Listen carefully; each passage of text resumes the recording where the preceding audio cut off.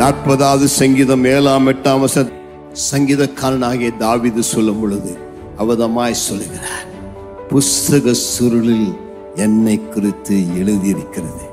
கர்த்தாவே, இதோ நான் வருகிறேன், என்னை குறித்து நீர் எழுதினதை நிறைவேற்ற இதோ நான் வருகிறேன் என்று சொல்லுகிறார்.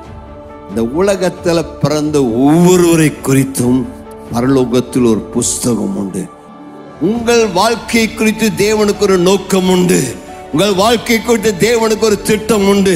உங்களை பிறப்பித்ததற்கான ஒரு தெய்வீக நோக்கம் உண்டு.